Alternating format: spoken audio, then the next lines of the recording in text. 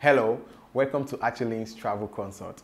I'm Sir Peter, an IELTS tutor, and I'm here to give you tips about true, false, and not giving. This aspect of IELTS reading is one of the most difficult aspects and one of the most challenging to so many. Even people who are very versed with the English language still have a problem crossing this particular aspect of reading because it's very confusing. Now, the dynamics behind true, false, and not giving is that you have to look at the meaning of the words or the meaning of the sentence at large. For instance, if you have a sentence in front of you and they are asking you if that sentence is true or false or not giving, you have to be able to understand what that sentence is passing and compare the message of that question to the original passage. By the way, what is true, false, not giving? True or yes, like they say, is actually when the question has the same meaning as the passage. False is when there's a contradiction between the question and the passage. And not given is when the question is actually introducing a new idea that was not initially stated in the passage.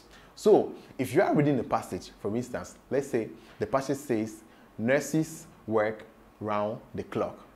And the question comes up and says, nurses are on duty 24/7. Now, if you look at these two questions or these two statements, you realize that they have the same meaning, though they don't have equally the same words. So when it comes to true, you have to look at the meaning. If the meaning are the same, regardless of if the words are not the same, but as long as the meaning are the same, it means it is true. Now, false is when there's a contradiction. For instance, the passage may say there were 15 boys and 18 girls. And now the question says that there were 18 boys and 15 girls. It means that they have contradicted themselves in the section of the question. Instead of giving that numbers to boys, it has been given to girls and vice versa. So here you will say the question is either false or no. Now, not giving, this is the most tricky part of it because it always starts with the original text and they slip in something very insignificant. For instance, the passage might say that the flight was 7 hours long and they arrived when they were very tired. The question might say the flight was 7 hours long and boring and they arrived when they were very tired. Mind you, in the passage, there was nothing like boring there.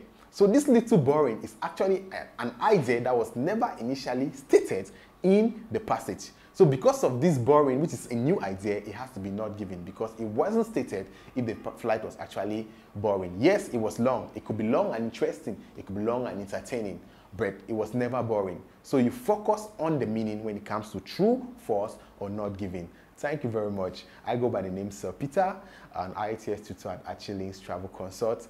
Please like, subscribe, and share our content. We'll be updating you with different tips on how to tackle the IELTS and related issues concerning travel and tour. Thank you very much.